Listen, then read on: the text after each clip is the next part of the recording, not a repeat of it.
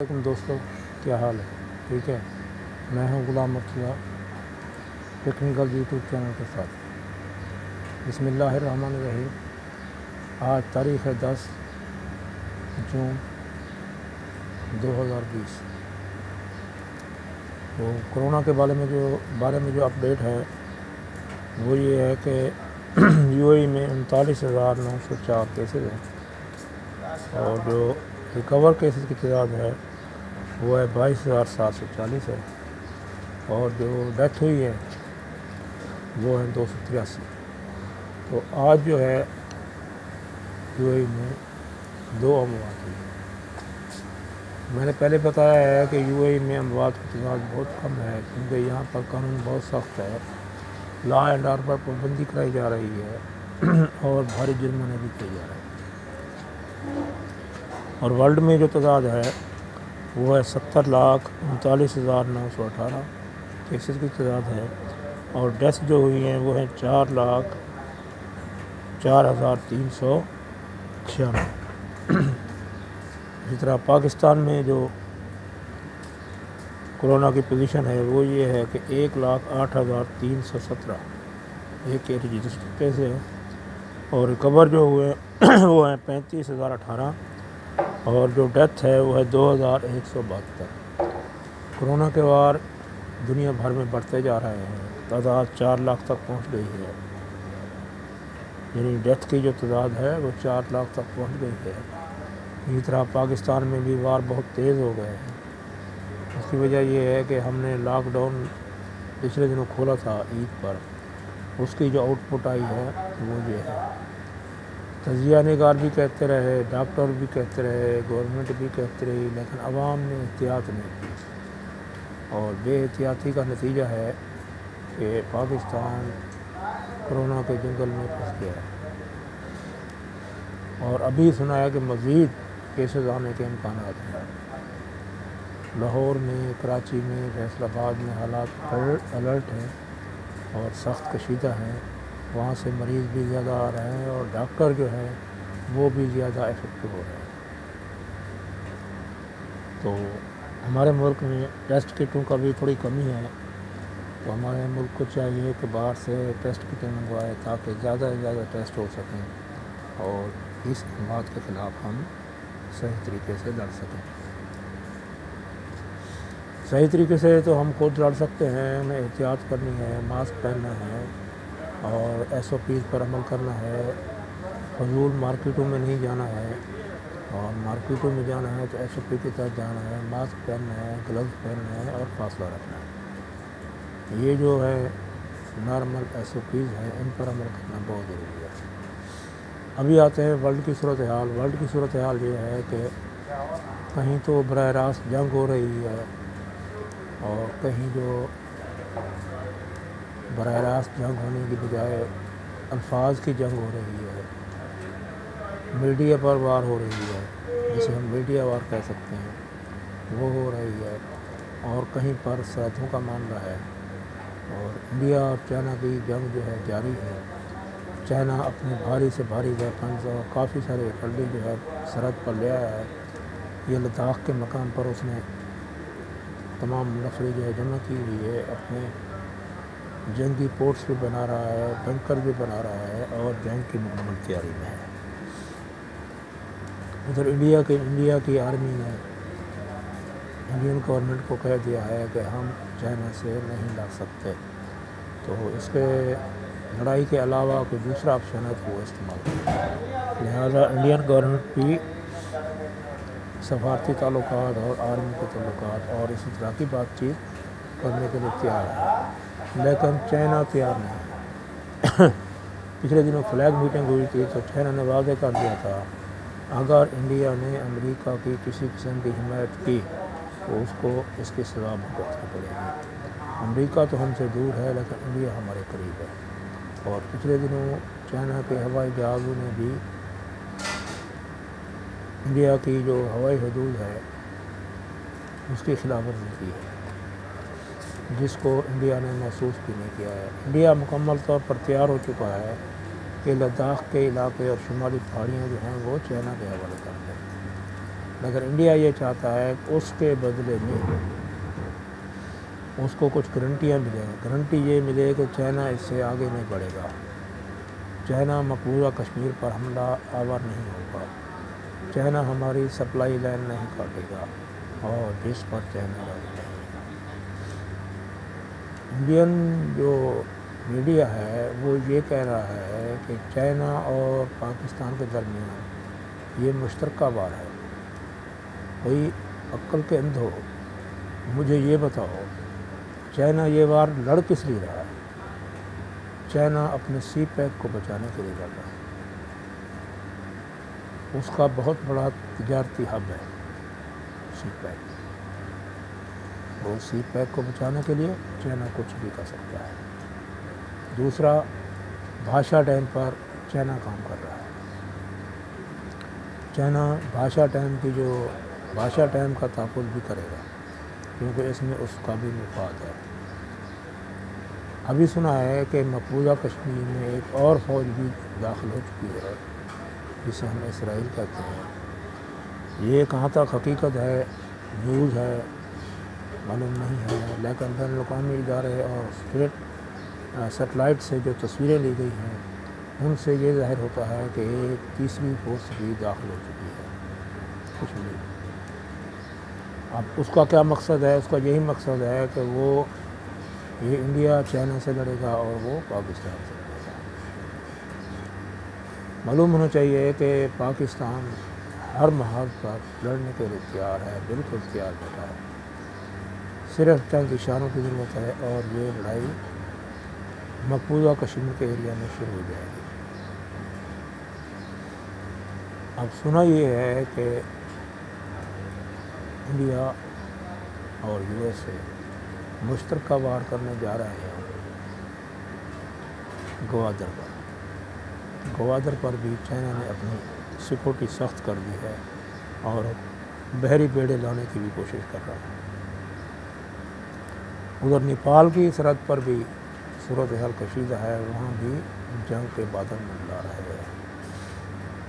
وہ کہ نیپال انڈیا کے لیے کوئی بڑا کنٹری نہیں ہے, لیکن پھر بھی جب جنگ ہو تو ہر آدمی بہتی گنگا میں ہاتھ دھو ہی دیتا ہے. تو لہذا نیپال کو اتنا کمزور نہ سمجھا جائے کیونکہ اس کی بیک پر چائنا ہے. چائنا نے یہ کہا ہے کہ میرا جو ایریا بنتا ہے وہ 90,000 کلومیٹر مربع میل بنتا ہے. 90,000 مربع میٹر کلومیٹر 90,000 مربع کلومیٹر بنتا ہے. اس وقت جو ہمارے پاس رقبہ ہے وہ ہے 40,000 مربع کلومیٹر. اس کے حساب سے ہمارا جو بقایا رقبہ ہے یہ 50,000 مربع کلومیٹر وہ ہم انڈیا سے لیں گے. لیکن انڈیا وہ موضوع کی صورتحال میں ہے, نہ وہ جنگ کرنا چاہتا ہے نہ وہ علاقے چھوڑنا چاہتا ہے.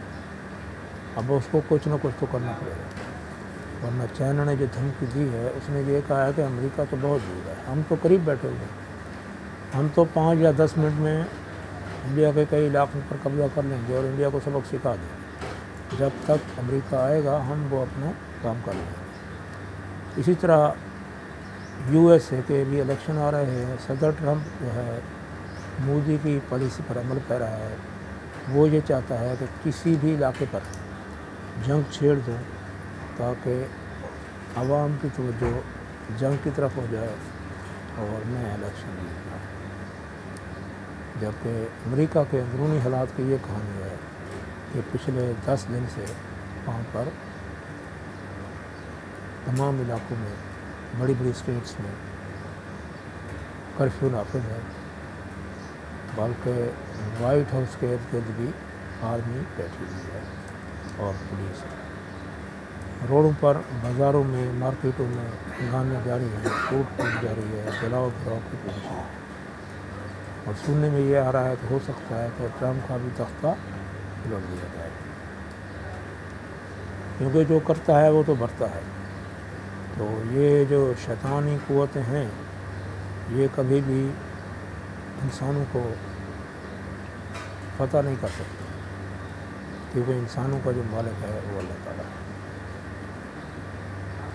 اب یہ شیطانی قوتیں مخلوق سے نہیں براہ راست اللہ تعالیٰ سے جنگ کر رہی ہے، اور یہ کبھی کامیاب نہیں ہوگی۔ بہت سارے مفکر یہی کہتے ہیں کہ ایک پلاننگ انسان کرتا ہے اور ایک پلاننگ اللہ تعالیٰ کی ذات کرتا ہے، اور وہی سب سے بڑا پلانر ہے، اور انشاءاللہ یہی ہوگا۔ تائیوان کے علاقے میں بھی آرمی نے اپنے بحری جہاز چھوڑ دیے ہیں۔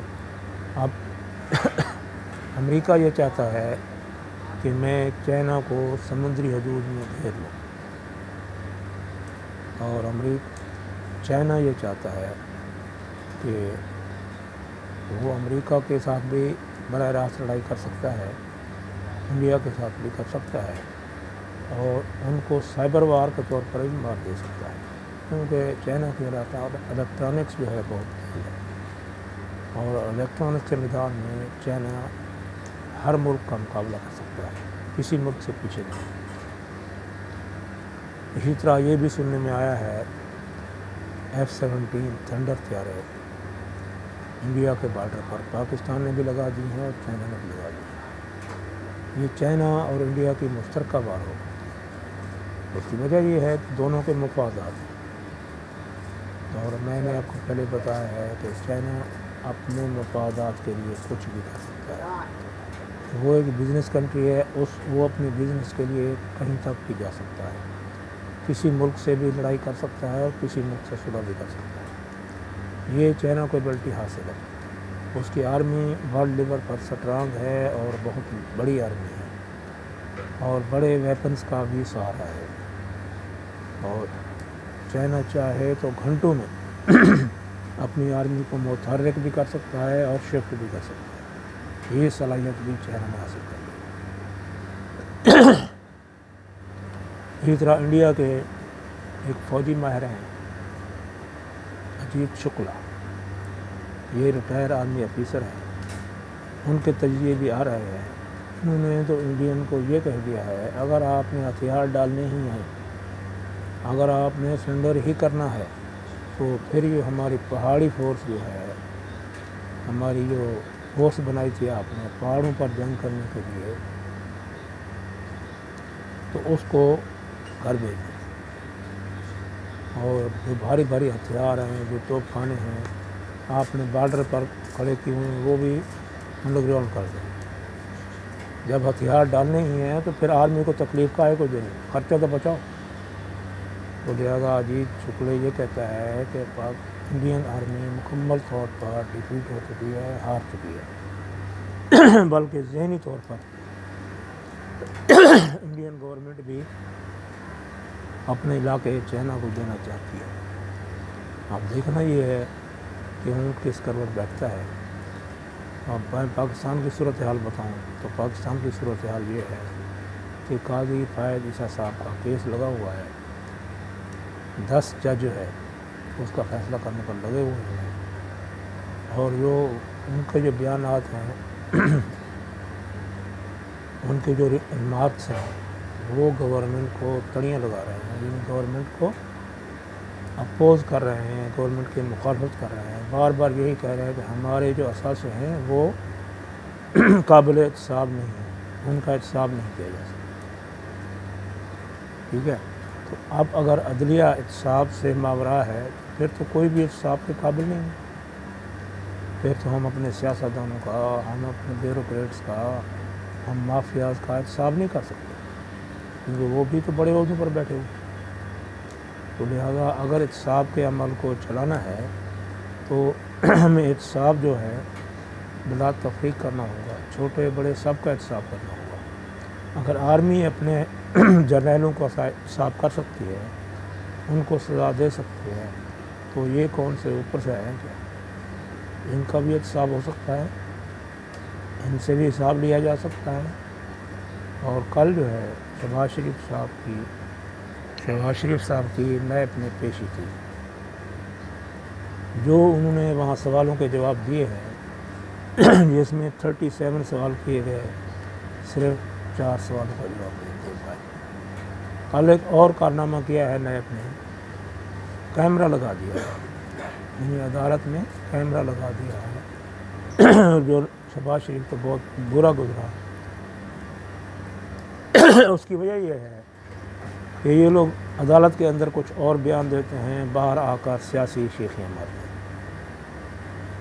پہلے تو کہتے رہے کہ ہماری جو کارروائی ہے وہ براہ راست دکھائی جائے، اب یہ کہہ رہے ہیں ہم نے یہ نہیں کہا تھا، ہم نے یہ کہا تھا کہ ٹی وی پر آ کر مناظرہ کریں۔ بھائی وہ عدالت ہے، وہ حساب لینے کے لیے آئی ہے، آپ مجرم ہو، آپ حساب دو، مناظرے مولویوں کے ساتھ کرو جا کے باہر جا کے، ٹھیک ہے، مناظرے کے لیے ہم نے چوہان رکھا ہوا ہے، اسے کرو، ٹھیک ہے۔ باقی یہ ہے کہ نیب کو ہاتھ تکڑا پڑتا ہوا نظر آ رہا ہے، اور سننے میں آیا ہے کہ پہلی دفعہ نیب نے اس طرح کے سوالات اٹھائے، اور شہباز شریف صاحب نے یہ تمام کرپشن کے الزامات اپنی بیویوں، اپنے بیٹوں، اپنے دمادوں اور اپنے بیٹوں پر ڈال دیا، اور بقایا جو بچے تھے اس نے شہباز شریف اور مریم نواز پر ڈال دیا۔ خود بڑی ذمہ ہو گیا ہے، لیکن کچھ چیکس، کچھ پیسے ان کے براہ راست اکاؤنٹ میں دیا ہے، اس پر وہ بہت پریشان ہیں، اب سوچ رہے ہیں کہ کیا کیا جائے۔ تو اب ڈھیل اور ڈھیل کا مسئلہ رہ گیا ہے، باقی اب وہی ہوگا، سننے میں یہی آ رہا ہے، اور مصوب باہر بھاگنے کی بھی کوشش کریں گے، عدالت سے مزید بھی ضمانت لینے کی کوشش کریں گے۔ اس طرح کورونا کے بارے میں اسمبلی کے کافی ممبران افیکٹو ہو چکے ہیں، اور ہمارے انکل پرسن ہیں عمران خان، ان کی فیملی بھی افیکٹو ہو چکی ہے۔ ہماری دعا ہے کہ اللہ تعالیٰ اس کی فیملی کو شفائے کاملہ عطا کرے، اور اللہ تعالیٰ انہیں اس وبا سے لڑنے کی ہمت دے۔ باقی یہ ہے کہ یہ وبا کافی حد تک ڈاکٹر، پیرامیڈیکل اسٹاف تک بھی پھیل چکی ہے، تو پیرامیڈیکل اسٹاف اور ڈاکٹر جو ہیں ہمارے فرنٹ پر لڑنے والے مجاہدین ہیں، جو اس بیماری کے خلاف براہ راست لڑ رہے ہیں، تو اسی لیے وہ زیادہ افیکٹو ہوتے ہیں، جو کہیں نہ کہیں بھول چوک ہو جاتی ہے، کہیں نہ کہیں غلطی ہو جاتی ہے، اور اس غلطی کا خمیازہ انہیں زندگی لوز کرنا پڑتی ہے۔ انہوں نے زندگی اپنی دو پر لگائی ہوئی ہے، موت کے ساتھ وہ مقابلہ کر رہے ہیں، کہیں موت ہار جاتی ہے تو کہیں یہ لوگ ہار جاتے ہیں۔ دعا کریں کہ اللہ تعالیٰ ہماری آرمی کو، ہمارے پیرامیڈیکل اسٹاف کو اس بیماری کے خلاف اور دشمن کے خلاف لڑنے کی ہمت اور حوصلہ دے، اور ہماری عوام کو ملک کے دفاع میں آرمی کے حق میں کھڑا ہونے کی توفیق عطا کرے۔ ہمارے کچھ ادارے، کچھ میڈیا پرسن مسلسل گورنمنٹ کے خلاف، آرمی کے خلاف بکواس بازی کرتے رہتے ہیں۔ ہمیں چاہیے کہ یہ جنگ کا ماحول ہے، اس میں ہم ہر صورت میں اپنے ملک کی حفاظت کریں، اپنے ملک کا دفاع کریں، اور دشمن یہی چاہتا ہے کہ ہمیں پاکستان کو اس جنگ میں گھسیٹنا ہے۔ اگر اس جنگ میں ہم پاکستان کو گھسیٹ پائیں گے تو ہمیں شور مچانے کا موقع مل جائے گا، جبکہ پاکستان آرمی یہ چاہتی ہے کہ وہ جنگ جیت جائے لیکن دنیا کو بھی معلوم نہ پڑے۔ اب دیکھنا یہ ہے کہ دشمن ہمیں جنگ میں گھسیٹنے میں کامیاب ہوتا ہے یا ہم اپنی جو پالیسیاں ہیں اس میں کامیاب ہوتے ہیں۔ تو آخر میں میری دعا ہے پیرامیڈیکل اسٹاف کے لیے، اور جو ہمارے MP وزراء اس بیماری سے افیکٹو ہیں، اللہ تعالیٰ ان کو شفا دے، اللہ تعالیٰ ان کی زندگی کو بہتر کرے، اللہ تعالیٰ ان کے لواحقین کو بھی صبر عطا کرے۔ باقی PIA کا طیارہ جو پچھلے دنوں گرا تھا کراچی میں، اس کی رپورٹ بھی آ چکی ہے، وہ بھی چند دنوں میں شائع ہو گئی ہے۔ اور دوسری بات، جو کراچی میں جو بلڈنگ گری ہے اس میں کچھ لوگوں کی اموات ہوئی ہے اور کچھ لوگ زخمی ہوئے ہیں، اور سننے میں یہ ہے کہ اس ایریا میں جتنی بھی بلڈنگ ہیں وہ سب غیر قانونی ہیں۔ تو غیر قانونی بلڈنگ کوئی عام آدمی تو نہیں بنا سکتا، صاف ظاہر ہے کوئی بڑا آدمی بنائے گا، اب اس کی تحقیق کون کرے گا، یہ سوال ہے۔ یعنی ان بلڈنگوں کی جو غیر قانونی بلڈنگیں ہیں ان کی تحقیقات کون کرے گا؟ اتنا سرمایہ لگا کے اتنی بلڈنگ بنائی گئی، کیا ہمارے ادارے اس وقت سو رہے تھے؟ سوال یہ ہے کہ ہمارے ادارے کیا کر رہے ہیں، یہ بھی سوچنا ہے۔ باقی ہمارے ملک کی جو صورتحال ہے کورونا کے بارے میں وہ بہت تشویشناک ہے۔ اور دوسری بات یہ ہے کہ پاکستان سے فلائٹیں چالو ہو چکی ہیں، یہاں ایمریٹ سے بھی پاکستان کے لیے فلائٹیں جا رہی ہیں۔ اب دیکھنا یہ ہے کہ ہماری کمپنیوں میں کب پاکستان پہنچے۔ ہم لوگوں کے لیے دعا کریں، غیر ملکوں کے لیے دعا کریں، جو پردیش میں بیٹھے ہوئے اپنے ملک کے لیے جانا چاہتے ہیں ان کے لیے بھی دعا کریں۔ میری گورنمنٹ سے گزارش ہے کہ ہم اوورسیز پاکستانیوں کے لیے کچھ بہتر فیصلہ کریں، ٹھیک ہے؟ میری ویڈیو کو لائک کریں، شیئر کریں اور سبسکرائب کریں اور اچھے سے کمنٹس بھی دیں، ٹھیک ہے؟ اوکے۔